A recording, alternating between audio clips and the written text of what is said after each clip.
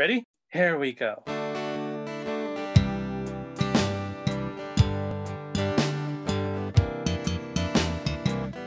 Different points of view and highs and lows. A new perspective everywhere you go. Open up your mind, drown out the noise, and see if this connected.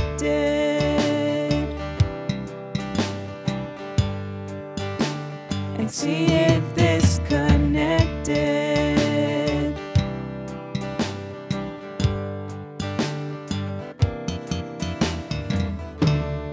What's up again, fam? Welcome to This Connected Podcast. Again, the mission of This Connected Podcast is to connect generations and situations about faith, life, and whatever comes along the way. To not necessarily agree, but be listened to. These conversations, of course, share the different perspectives of me and my guest. You, of course, are always welcome to agree or even disagree. But as always, we hope that it is done in charity. I'm Catholic.Dad, also called Arnell by some people that know me. Welcome to This Connected. And today, folks, we have a special guest. You can obviously, if you're on YouTube, you could see that we have a special guest. Our special guest on Instagram goes by Catholic, what is it? Clinically Catholic. Clinically Catholic. I should really know that. But clinically Catholic is actually Jacob Escobedo. He is a registered associate clinical social worker who holds a Bachelor's of Arts in Social Work from California State University, San Bernardino, and a Master's of Arts in Social Work with a specialization in clinical practice with individuals and families from Azusa Pacific University. Jacob is a practicing Catholic and is currently pursuing a Master's of Arts in Pastoral Studies with a concentration in clinical pastoral counseling from Holy Apostles College and Seminary to further learn how to merge the two worlds of faith and therapy. Jacob has a passion for providing services to individuals, couples, and families who prefer a therapist who shares their Catholic worldview. Jacob also enjoys providing education on the intersection between mental health and spirituality to community members of faith in order to reduce stigma around help seeking. Jacob works to ethically integrate both the clinical and spiritual to help clients heal psychological and spiritual wounds while deepening their relationship with Christ. Welcome to the show, Jacob. I'm excited to have you on. Thank you for having me, Arnell. And before we start, I kind of just want to put in my own disclosure there after that bio, which is a handful of words. But my own little disclosure is that, first off, my opinions that will be expressed in this podcast are my own and do not necessarily reflect that of my employers. And also that this is not a substitution for medical advice or medical visits or therapy, that is done in a therapy office. So this is not a substitution for that. This is for educational and informational purposes. So I just wanted to put that out there before we get started. Definitely. And I'm so glad you share that, because a lot of information sometimes when we see so many podcast world has blown, and there's so many people doing podcasts, and people are taking their opinions, just like what we share here. We share opinions as facts, as the word of God, and act on it. And I'm glad that you said that, because mental health has been my profession all my life, first dealing with the developmental disabled, and now I'm working with a forensic mental health patients. And so I love the fact that you came on, because I've been trolling you on social media. I'm like, who is clinically Catholic? It's like, and what does that mean? What does that mean, Jacob? What does that mean to be clinically Catholic? Because the first thing that came into my mind is, okay, clinically Catholic, clinically insane, clinically depressed, clinically anxious, all falls under being clinically Catholic. When I was making my Instagram handle, first off, for some reason, I noticed I like alliteration. So I was like, okay, I like alliteration. Let me figure out something that kind of goes together. I'm like, okay, what am I? I'm like, all right, I'm a clinical social worker and I'm a Catholic. And do I got my own clinical things going on? Maybe, I don't know. So maybe I'm clinically Catholic. I don't know. I just thought it would be just a play on words, and I thought it was yeah, I thought it sounded cool. So that's where that's where the name comes from. So a little bit about you. Now, we now know your educational Mm-hmm. background, your whole bio. We now Mm-hmm. know everything, your profession. We're Right. interested in hearing more about your passion and what you're doing. But let's go down to the basics. Who are you? Okay. So I am the youngest child of four. I was born and raised here in Southern California in the San Bernardino County, the good old 909. And I was born into a Catholic family and was raised Catholic. And what I realized though was it was kind of like, for the most part, maybe culturally and nominally Catholic for a little bit. We had that kind of experience. My family kind of drifted away from the church. So my journey back into Catholicism was one of reversion as an adult. But I would say that my parents were really, they did believe, they just maybe didn't know a whole lot about the faith, and that wasn't passed on. And so I remember growing up just being thirsty for knowledge and seeking just on a journey of seeking. And so that's where I am still today, just currently continuously seeking. And so me, now that I'm, reverted back to the church as a young adult, after some years, I have just made it my mission to love God, to know God, to serve Him, and just in this life and the next, as the Baltimore Catechism The says, second right? question.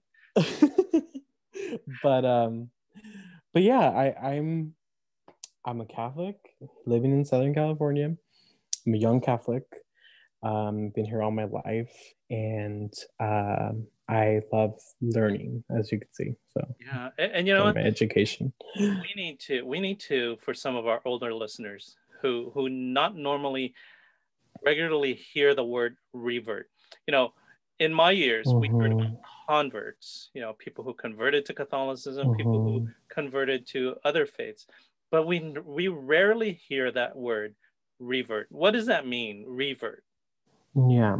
So revert is like to go back to something, and I want to believe that from what I remember, my parents did lay down a foundation of faith. I did my sacraments. They baptized me.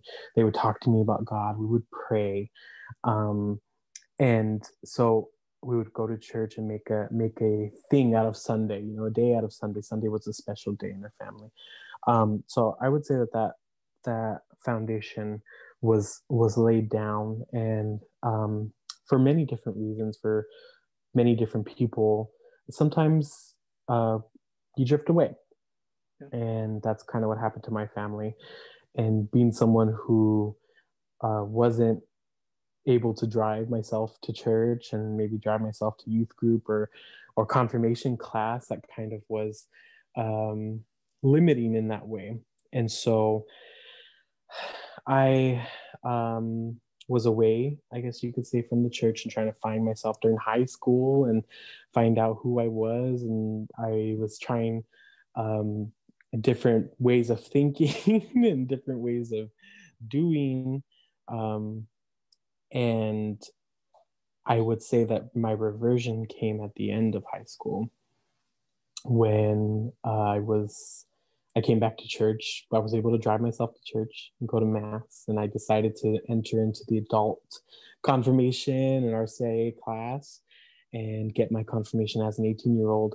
So revert for me is someone who falls away and finds their way back and comes back to the church, usually with some renewed desire and hunger after realizing that, I don't know, what the world has to offer is not always fulfilling and not satisfying compared to what Christ offers. Yeah, it's almost like an accidental prodigal son, and sometimes I like to look at that as for people who revert. I'm a revert.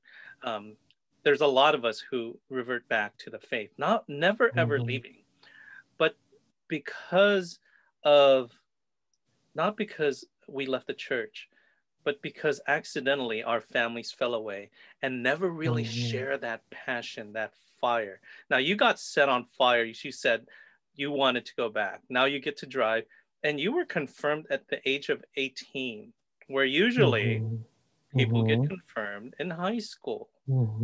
I love that whole thing. Someone asked me one time, it's like, why do we do confirmation during this period in high school? And this was my explanation. I said, during high school is a period of time where the most important people in that child's person is not the family, it's their peer group. And because of that peer group, they're looking for belongingness. And I have to believe that the church said, you know what, they're looking for belongingness. Let's smack dab, put it down right here so that they can find belongingness in our Lord Jesus Christ and his church. That's how I explain it to myself. That's how I justify it. I could be totally wrong, but that's my opinion, right? So you said you have a passion for education. And a lot of times I always think, when young people have such a passion for education, it's like, they're going to end up leaving the faith. They're going to go to school and find something and that challenges their faith, and they slowly drift away. But actually, in our Catholic faith, it's a very, very intellectual faith. There's a lot to learn. And some people like you, Jacob, I'm not speaking for you, but I'm speaking for me, that once you start investigating the faith, start investigating the church, you're like, whoa, these guys are amazing. There's a lot of intelligence in there. Pope Benedict, one of my favorites. I mean, it's like blows me away. I have to double read when he writes because it's so heavy. It's not light reading. The Summa Theologia is not light reading. So you had a desire for education. Now, what led you to that profession which you chose? Okay, so it starts in high school, but it doesn't really start in high school. So it's kind of almost funny because it seems silly, and you'll see why. But okay, so I remember in high school there were things like, well, I was thinking maybe I'll be an English teacher because I like to write. And then I took a hard look at like my writing, and like, okay, maybe I'm not good at for writing. Maybe I'm not as good as the writers I think I am. And grammar and things like that. English teaching, I don't know if I could do that, right? Then I was like, okay, maybe journalism. And I'm like, no. And I'm like, what can I do? Who am I? What? It was kind of like this searching for like my inner like identity. I'm like, okay, what would people say about me? Well, I'm social. Oh my, social work, and literally that's that's kind of how it went for me in terms of choosing my undergraduate major, okay, in social work. So it was just like, okay, I think people, I enjoy helping people, I enjoy working with people.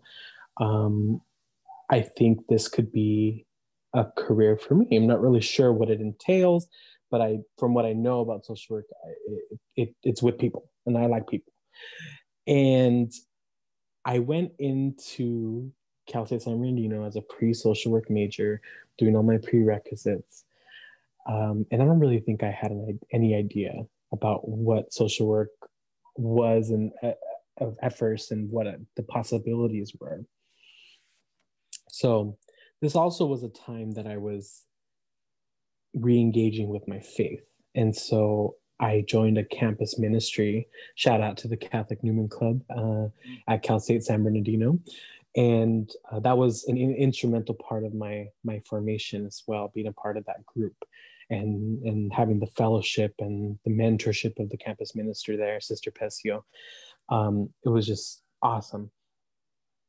That also kind of was maybe leading me also to consider working for the church and just the church.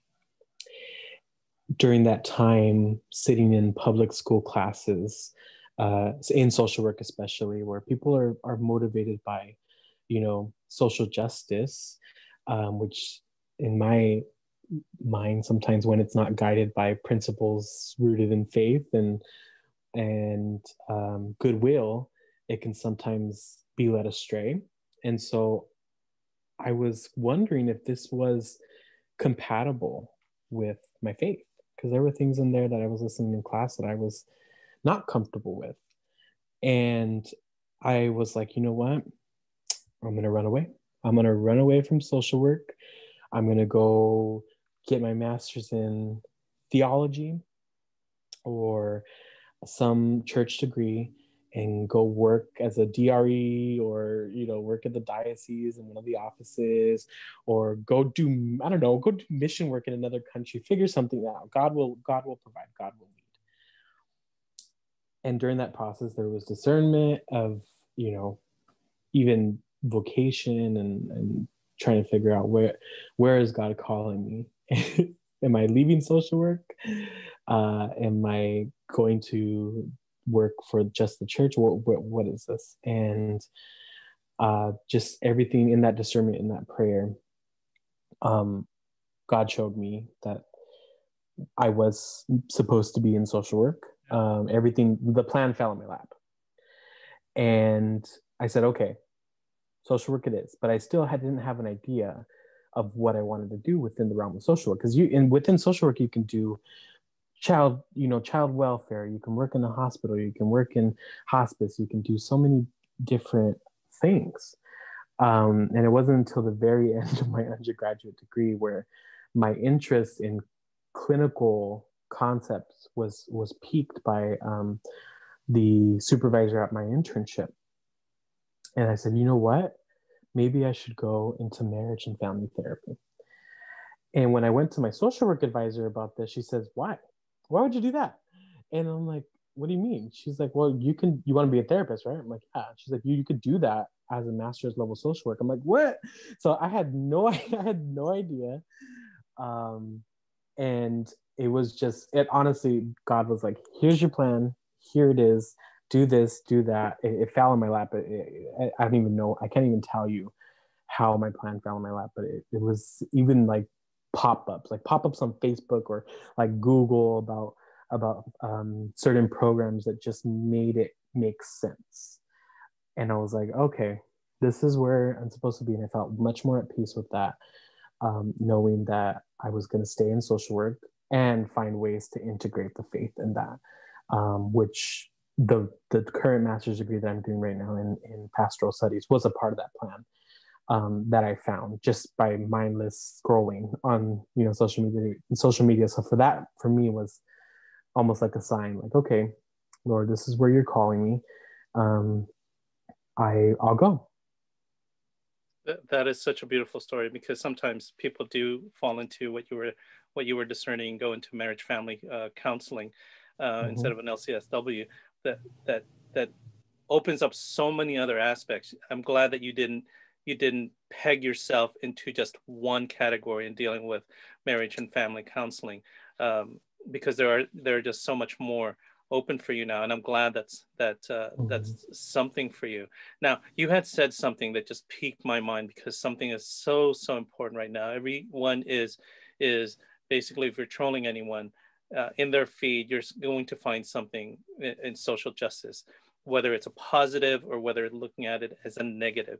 And you said something that concerned you, that in the line of social work, in any field, that there was something that concerned you, that social justice, which is not in line with faith, was a deep concern for you. Why is that? And for some people out there who's posting or reposting, there's a lot of posting. And sometimes when you are a person of faith and you look at it, you kind of question, is that person discerning that post or that comment, which is social justice in line with their faith. Mm-hmm. Right. So I was, like I said, I was educating myself in the faith, and even, re-educating myself in the sense of I was holding beliefs that were contrary prior to church teaching, or I was ambivalent about them. And when it became solidified, and mostly on teachings of the dignity of the human person, that's where it really took. I took a hard stance, and especially at that time, becoming exposed to pro-life ministry, for example, and in becoming exposed to pro-life ministry, actually finding out my mom's own story in regards to her pregnancy with me, where she was told that I would be a problematic pregnancy, and the doctor suggested that she abort. And my mom, being a Catholic woman, said, no, we don't do that. And the doctor actually fired her as a patient. And she always tells the story. She's like, the new doctor came in and says, we're having a baby, right? And so obviously, I'm here. So she said yes, and she chose life.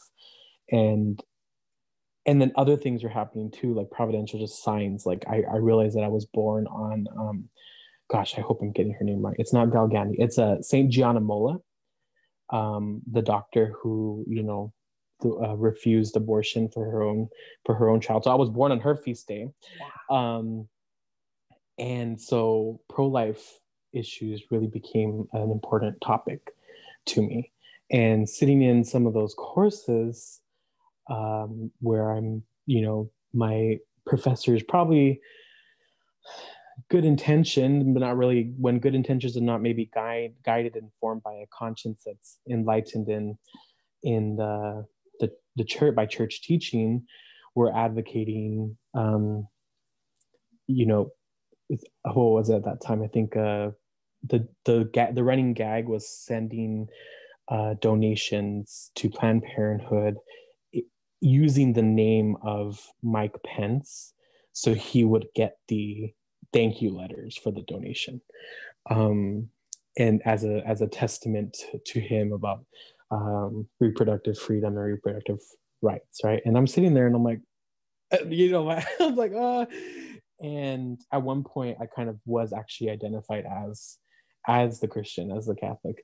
And so it was kind of funny because people would look at me when like different things were said in the class. And so it was things like that where it was definitely a challenge. And it was also helpful to me to really strengthen those beliefs and be uncompromising in that, and understanding my role, and also while maintaining fidelity to what I believe.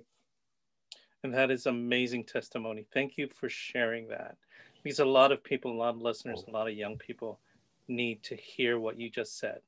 See, that gave me goosebumps, because the miracle of not having an abortion is allowing God to bring forth miracles like you. I think when people go out there and say, you know what, reproductive health choices just basically averts God's rewards and gifts of people like you who are going to change the world one crazy mind at a time, me first, everywhere. And that is the truth. Someone said, why can't we have a cure for cancer? Well, maybe we aborted that person who would have came up with that cure of cancer. Why is there no peace? Well, maybe because, of the 30 million people that have been aborted, 60 million, I think right now, I'm not quite sure what the number is, but maybe in those millions, there could have been a few people who would have brought about world peace. The Mother Teresas of the world who have been aborted, and we're very fortunate that, Jacob, your mom God bless her, listened to the Holy Spirit and said, no, I'm not. We're having a baby. And I love those stories because, in my field, people come up to me and I know where you're at. And when you work for a secular place and someone comes to you and says, I need the number and I need help, I want to get an abortion. And you're a faithful Catholic and you're going, what do I do with this? And so, we're challenged. And you going to school and having to bear the crosses. I mean, people would say, oh, poor Jacob. I'm like, I would have said, well, wow, what a great opportunity, Jacob, to be a saint, to be allowed to carry that cross for the rest of us. Now, was it difficult, to make those choices, to be outed and say, oh, he's a Christian? To top it off, he's Catholic. So he must be super conservative in his views. Do you find it difficult for social workers of faith to stand out in the world of the secular world where, it's expected for you to view things in light of being pro-abortion, things like that? It's much harder on social media. And I think everybody is a little braver on social media. So they're more inclined to want to call out things and make a scene and say things and voice their opinions. So I've noticed in different therapist groups on Facebook, people are saying if you're not this or that, if you're not pro this or pro that, if you're not for this or for that, you have no business being a therapist. Comments like that, I've noticed that more on social media.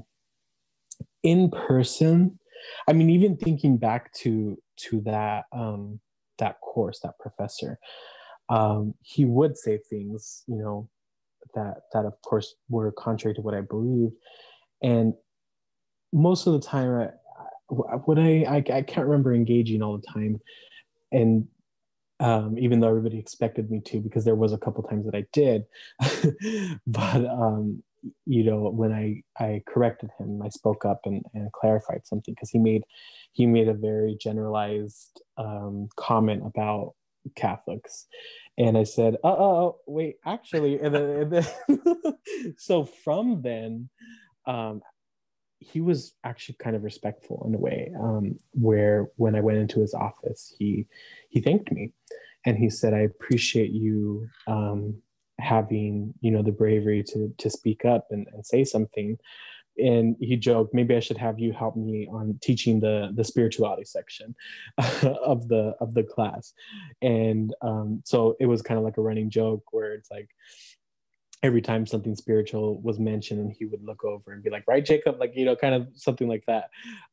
So that was an opportunity for finding common ground, or maybe even not, but at least still being civil. And I found that also in other discussions with coworkers in person, when they find out that certain things that I believe maybe are not congruent or compatible with everything else that the world says, or certain people in the world say. And those conversations have been respectful and civil too. So I notice it more on social media. Yeah, I love that you said that, because 1 Peter 3:15 says, always be ready to give an answer to the truth, but do it with gentleness and reverence. And that's exactly what you did. And when you do that, folks, if you're watching, if you're listening, when you do that, guess what? You win over people, because then they say, oh, they're not so evil.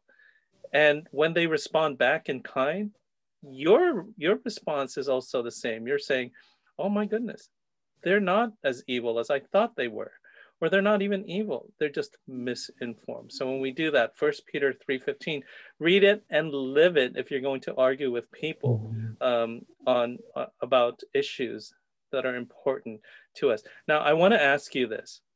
You had said something that you want to learn to merge the two worlds of faith and therapy.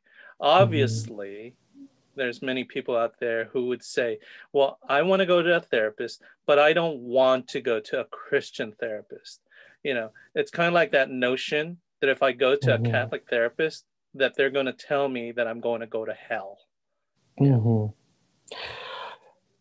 I have heard, horror stories about every kind of therapist, but I have heard bad stories about Christian therapists and some Catholic therapists as well, who really infuse. They take a stance where they're someone who's either giving advice or telling someone what to do, and that's not really what therapy is. Therapy can be coaching and teaching involved, but a lot of times it's empowering the client to use tools and coping skills and insights that they build, and not so much as an advice giver. So I've heard horror stories, but then I've heard the same about secular therapists as well. And so what I also want to preface is that all therapists are, well, social workers definitely, because it's in our code of ethics, but all therapists understand the right to self-determination and for each client. And in a Christian sense, that also kind of aligns with free will. Mm-hmm. And while you may not support or condone certain things, the client ultimately is going to use their free will and their right to self-determination to do things. And so a therapist shouldn't attempt necessarily to try and influence or change that from a very prescriptive way, I guess you could say. Rather help the client see pros and cons, help them see different insights, help them see how different behaviors or different things serve them or hurt them, and then the client makes the choices ultimately.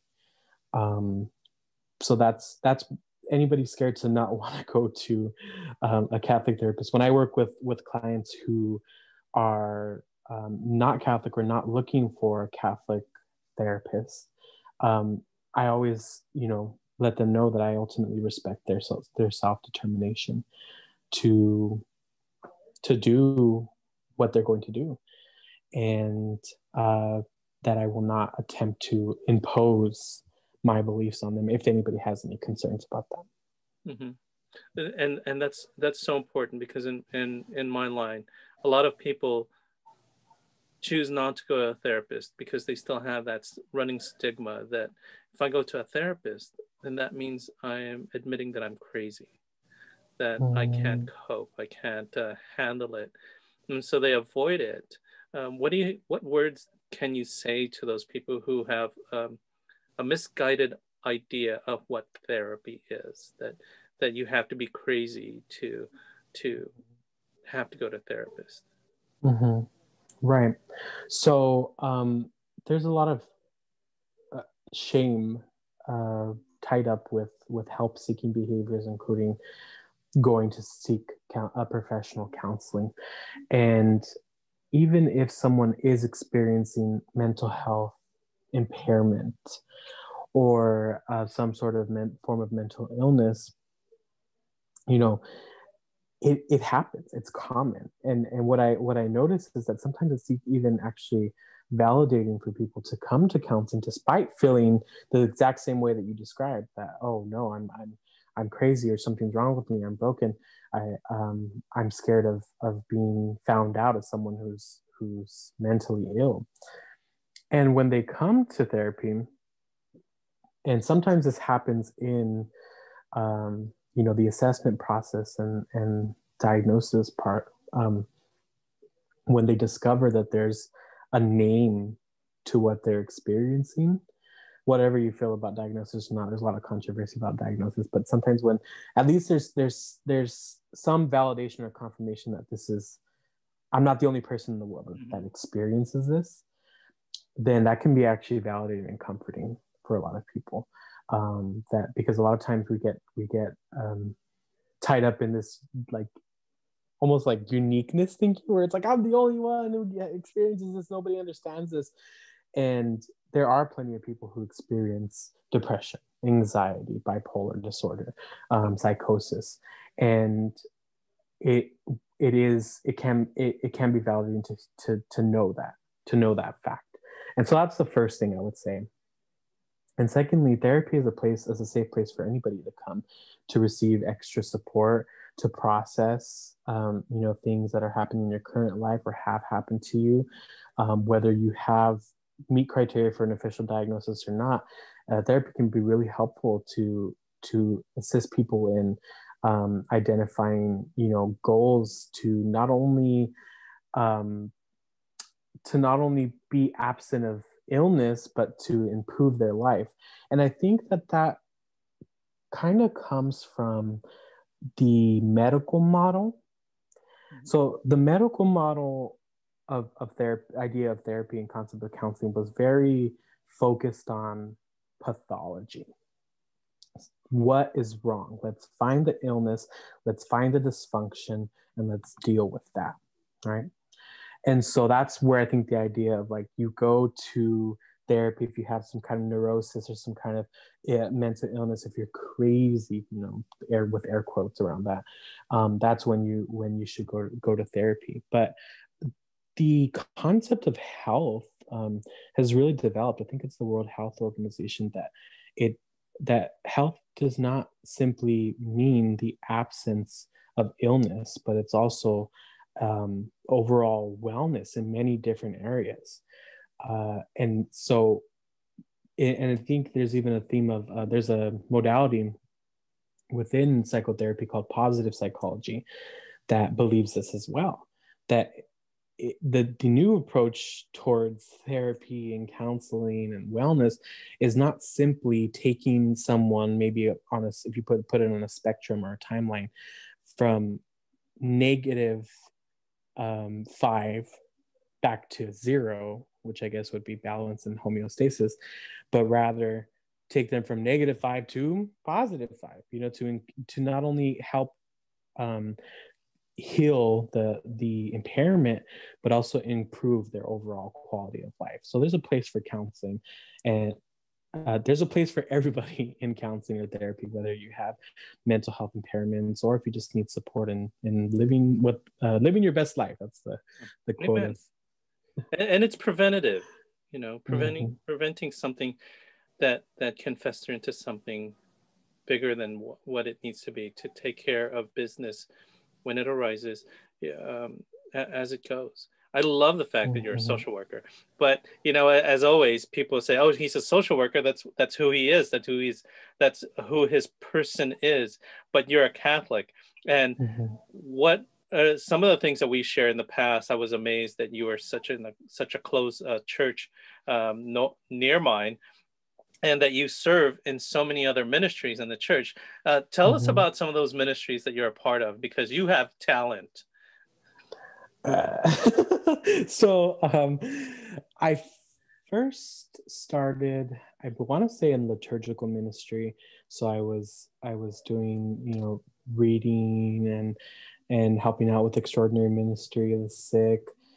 Extraordinary minister of the Holy Communion. Then I became a visitor to the sick. So I was trying to find my place. And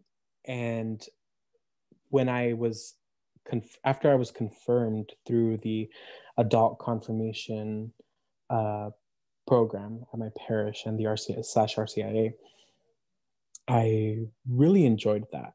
And so I was like, you know what? I'm going to go back. And so I went back as a facilitator. And so that's actually what I've been doing for the past 6 years, I guess. I've been serving as an RCIA facilitator in the adult confirmation and RCIA program at my parish. So catechetical ministry for young adults, young people, and adults has been a big part of my ministerial experience, which I thoroughly enjoy so much. I really love helping people understand things about their faith that they didn't know, and helping them enrich their faith with that knowledge. Because I think for a lot of people, sometimes answering those big questions gives them that intellectual permission to open up their hearts to the gospel and to Christ. And so this generation of young people, they got the big questions. And it's so amazing to be able to be a part of that. So that's one of my primary ministries. I did campus ministry with my university for a while. I was a leader with them. And that's kind of where I got my music ministry chops. There you go. Yeah, so all right. So I showed up to a campus ministry event, right? And my first contact was with the campus minister, and her name is Sister Pesio. She's a Marist missionary sister. And she's this Samoan lady with a just big hearty voice. And she says, "Hey," and I was wearing a black polo or something, right? And she joked. She told there was other sisters there who were visiting. She's like, "Oh, hey, this is so and so. He studied to be a priest, right?" And so that was our first reaction. So it was funny. It was a joke. I show up actually to the mass that they had on campus the next week, and Sister Pesio's there, and she looks at me, and she says, "Do you want to go to Mexico?" And this lady does not know me. We met once, and she said, "Do you want to go to Mexico?" I'm like, "For what?" She's like, "Oh, well, we're going on a single-day mission trip this weekend, and we'd love to help you. We'd love to have you come help deliver food to this mission." And so I said, "Okay."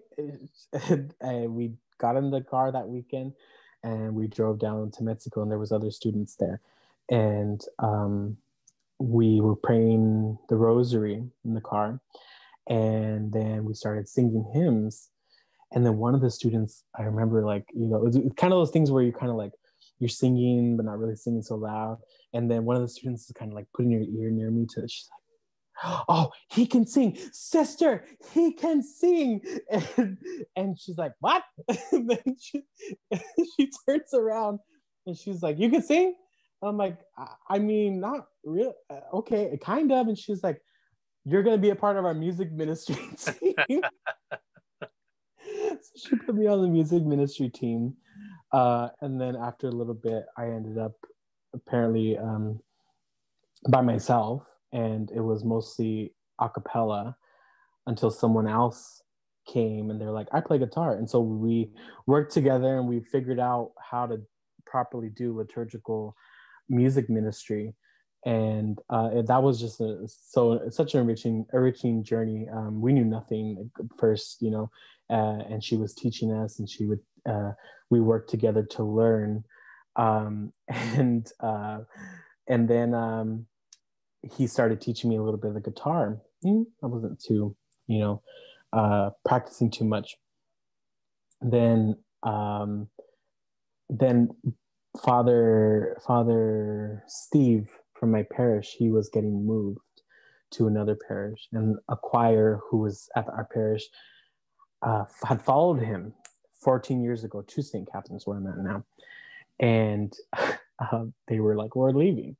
And I remember our business manager coming up to me and my friends and say, "We're not going to have any music." And one of my friends is like, "Jacob does music?" And she's like, "You do?" And it was kind of one of those like voluntold things where it's like, "Okay, you want to do the music?" I'm like, "All right." So the campus ministry musicians from my college and we moved over to my parish, and we started music ministry there. After coming from not having any knowledge on music, and he had to relearn the guitar. He knew from a child he had to pick it up again and practice. And then I started learning the guitar, and when I got comfortable enough with it, my guitarist said, "Peace out, we're leaving, figure it out." And so I had to do that myself. And so that's kind of how I grew into music ministry. I picked up the guitar and figured it out. And I'm not highly skilled. I'm what I refer to myself what you call a campfire guitarist. Like, you want to sit around the campfire and sing some little ditties and some popular songs, and if for community's sake, like that's me, it's enough. It's enough to get the job done, to bring people together. And so that was my journey into music ministry. So good old thanks to Sister Pesio. You are so gifted, Jacob. And I'm glad that the Lord is allowing people to tell you that you have these gifts, and that people are discovering these gifts in you, so that that you are sharing it with the world. I have to tell our young listeners and parents out there that everyone has gifts, and when you identify those gifts in people, tell them. Don't be embarrassed to tell them. Say, hey, Jacob, you can sing, and you know what? God works in mysterious ways. People say, Jesus says, "Come, follow me," and he asks. Jesus doesn't ask. He says, "Come, follow me. Hey, let's go." and we say yes. I mean, who's going to say no to Jesus, right? And we go. And Jacob right here, he's doing what God expects him to do, and he's discovering it. And it's amazing that you're discovering it. So I got a couple of messages from people who've heard you speak.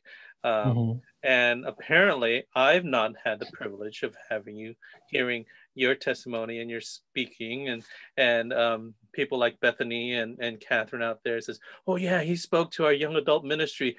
The man is amazing. It's like, what are some of the things that you share with them that causes them to go and make these statements? Because you're a man on fire. When the pandemic started, we shifted to Zoom culture, right?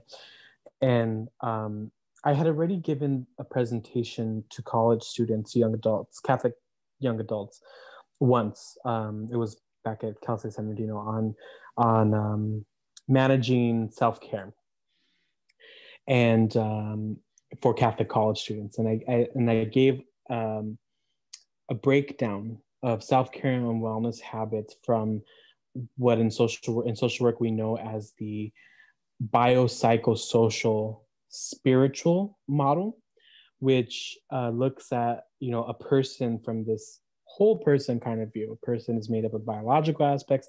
They have biological challenges or biological strengths, psychological issues or components, social, the way that they relate to people, and spiritual, where do they draw their strength from, and how do their beliefs influence their mental health, and essentially creating balance in those areas to have overall wellness and health.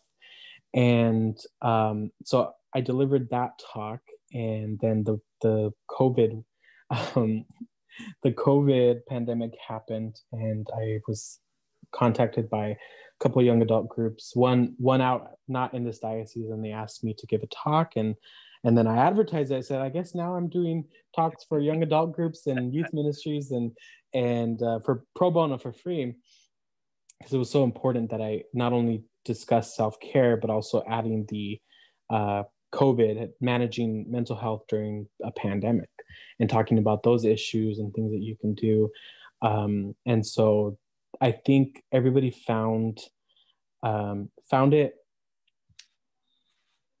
because a lot of these young adults and young people are in school, are in education, and they're familiar with a lot of the concepts that I talk about because they come from the psychology 101 classes or things like that, or sociology 101, right?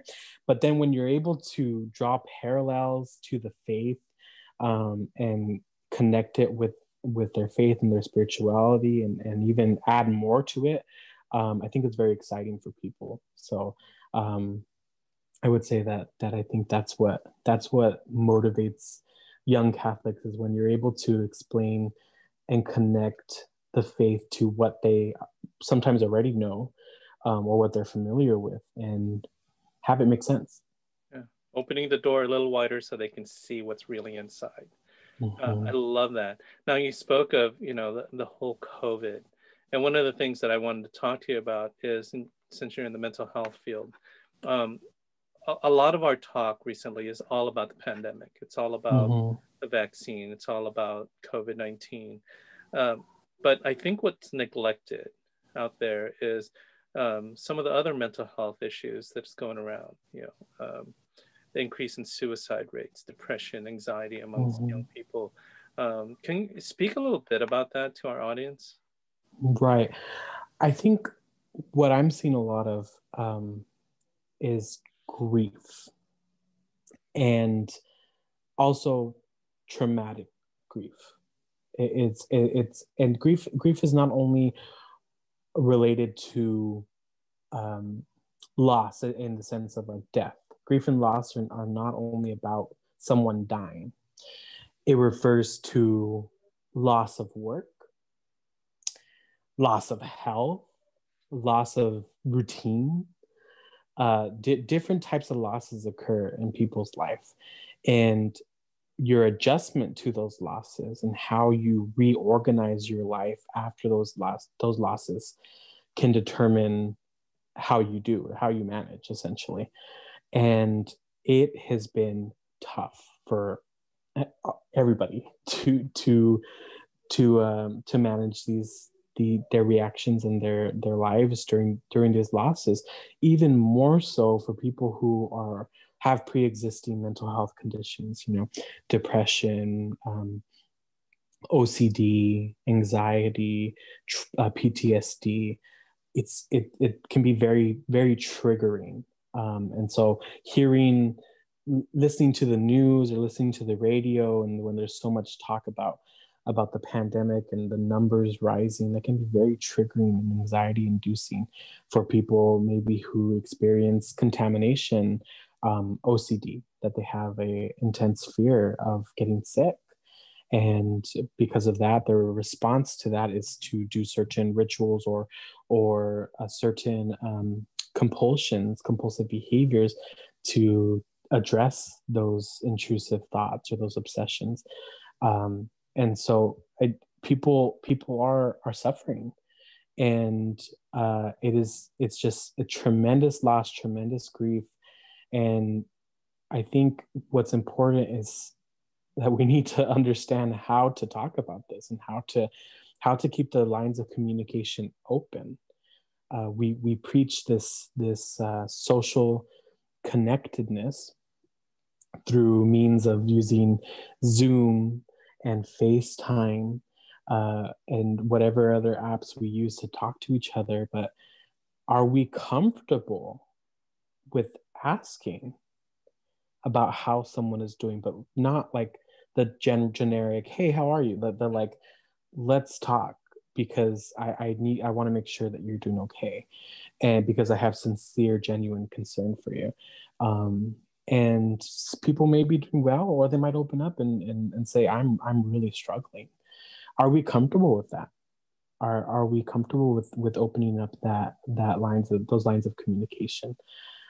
Because it can be scary for people who, especially for some of us who struggle with feelings, and big feelings are scary, So it's really a challenge that we all have to look at. How are we responding to the stressors for ourselves, but also how are we responding to other people? And how are we showing compassion? How are we showing concern? How are we going beyond just connecting with someone via Zoom, but also, supporting them and asking for support too when we need it? We're going on 11 months of this lockdown, and there's a lot of loss, and you're right, there's a lot of grief. And, we started this thinking, okay, well, we'll be done in a month. In 2 months, and we were going week by week, then month by month, and now we're looking at year by year, and that's a lot on the shoulders, especially on our young people. For some of us who are working, we get to leave the house and go to work, but for some young people who are listening out there, they've been inside the house, imprisoned, and sometimes you get to go out, but literally some have not seen their friends in 11 months. And that's loss. What would you advise as an action plan for parents or for that youth or for that young adult to do, to cope with this grief? Yeah. With grief, listening is really gonna be your key skill. And I think we also have to listen attentively and actively, but sometimes even sit on our hands. And what I mean by that is parents, as good intentioned as we can be. Well, I'm not a parent, but as you are, um, you know, sometimes people have the tendency to want to rush to fix or give advice, right? And so I often say, listen openly with an open heart, really connect with the person, eye contact. If you're in the same house and they're your family members, and signs of affection, whether it's leaning in or placing a hand on their knee or their shoulder or rubbing their back, whatever way that you communicate your connection or intimacy, whatever your love language is, utilizing that to really establish that connection, and not thinking about what you're going to say next, but really just being able to empathize and say, I feel you. I understand what you're saying. I hear you. And not moving to trying to find a solution until they invite you. Because a lot of times it's like, okay, I listen, right? But then I'm rushing to give you advice and tell you how to fix it. Or I'm, in my good intentions, I'm telling you to just move through it, or just pray harder, or just pull your, essentially what I want to say, without, because I'm not saying that everybody says this, but sometimes the underlying message is like, pull yourself up by your bootstraps and just do it. Go. A lot of times, and especially for some parents who maybe come from a different time or a different country of struggle, where they've experienced civil unrest, where they've experienced extreme poverty, or whatever it may be. Sometimes it's hard to really empathize with the struggles that maybe our young people have. But really just try, if you could find it and you try to connect with that and just listen and be there. That's first and foremost, I would say. Thank you for that. You know what? One of the things, I picked up one of the smooth stones that I have, because I am a parent. And so this is a virtue that I always have to work on, I have to remind myself. And it's this right here, patience. Be patient. I think sometimes we expect everything, our children, our family members, our loved ones, to be made in the image and likeness of God. Perfect. Unfortunately, we are also broken. And in order to fix that, we have great gifts from God, which are people like Jacob, who work in this mental health field. And their role given to them by God, I just ordained you, is to help us through and cope and process through these things. So Jacob, what other things, as we're getting near the end of the show, what other things do you want to share with our listeners?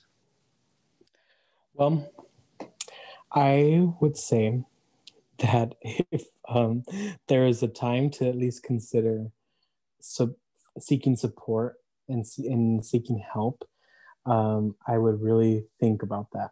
If you have been maybe avoiding picking up that phone and calling your insurance to find mental health providers in your area, your EAP, employee assistance program, at your work, or finding a therapist. If you're struggling and you feel like you need the support, or your child needs the support, or your family member needs the support, now's the time to do it. There should be no shame in going to therapy and seeking counseling. Jesus is the healer of healers, the physician of physicians, the Holy Spirit's the counselor of counselors, right? So he will provide that healing. He will provide that grace, right? But he has also called certain people to this vocation of counseling and therapy, and I truly do believe that I have been called to this. And he works. He can work in these situations if we invite him in. And I think we really should be mindful about our attitudes about therapy and help seeking behaviors and stigma, and reevaluate that.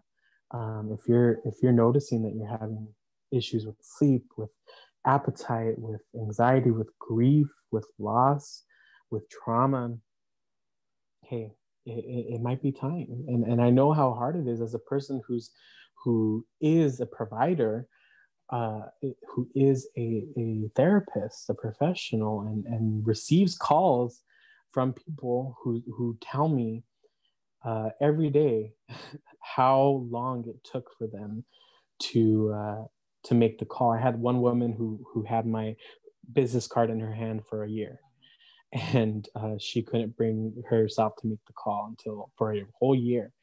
And even myself being on the side of client, as patient, making that call is hard. It's very hard, and sometimes it's actually relieving when the therapist doesn't answer the first time around.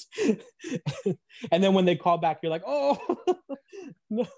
But so that, I mean, that's my message. I think part of my mission has been really digging into Catholic circles and helping opening up conversations about mental health and wellness, and understanding the intersection between the two, and how we can integrate them, and they don't have to be exclusive, and you can choose the healthy and good parts that you want to integrate that align with your worldview, and do that to increase your quality of life, and to clear any impairments too that also may be impeding you from deepening your relationship with Christ. There are a wide variety of mental illnesses that have a play in that. Not only depression and anxiety, OCD, scrupulosity, which can be sometimes characterized as religious OCD. There's a wide variety of those things that can be really impacting your spiritual life. And so if this reaches at least one person to where they're like, okay, maybe I should pick up the phone and call someone, then that's beautiful. That's my goal, because I really think we should be open to seeking that help. Amen. Thank you, Jacob. Jacob, how can they reach you, and where can they find you? Yeah. So you can find me at Clinically Catholic on Instagram. It's at Clinically Catholic, CLINICALLY Catholic, on the good old Instagram. You can also give me a phone call or a text if you're interested in Catholic services, even if I maybe can't be your therapist for some reasons, whether if I know you, personally on a personal level, or if maybe scheduling may not work out, I can at least help you find someone who is a type of therapist that you're looking for. So you can reach me at 909-258-4763. So you can find me on Instagram, or you can give us a call. I volunteer with Safe Harbor Catholic Counseling Institute out of Chino, California. And we serve clients pretty much throughout the state of California. If they're here, we can do telehealth with them. And so it's a agency that understands that there's a need for therapists who have a Catholic worldview, and to serve people, to serve our community. Wonderful. Thank you for coming on, Jacob. It's definitely been a gift to our listeners. It's been a gift to me. The things that you've said have completely resonated with me in the line of work that I do. But friends, fam, that's all we have for this episode of This Connected. As usual, we pray that this connected. And if you want to continue to hear more content about mental health, therapy services, counseling services, and you want Jacob to come on, send us an email. Send us an email to catholic.dad50@gmail.com or send us a DM to This Connected Podcast on Instagram. Please also subscribe to this podcast on any of the many podcast platforms out there. And if you listen on Apple Podcasts, give us a rate and review. It really helps with the algorithms to get our content to other people. And if you like this episode of this podcast, shoot it to somebody else, share it with somebody else. We're also on YouTube at This Connected. If you want to send that and post that on your Facebook so that people will hear about it, please help us out. And yes, also don't forget to donate to support the podcast and its mission to support the needs of youth to remain strong in the faith. Just go to our bio on Instagram. There are links there on how to do that. 100% of your funds that are sent to us are sent to those ministries. So remember, friends, live a life of holiness. We'll be praying for you. Please pray for us. And most importantly, be blessed and be third. Thank you, Jacob. Here's our music.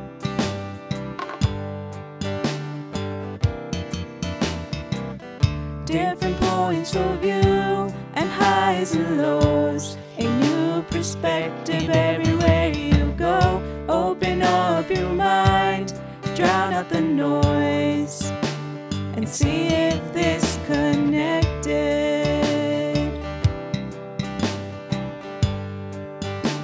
And see if this connected.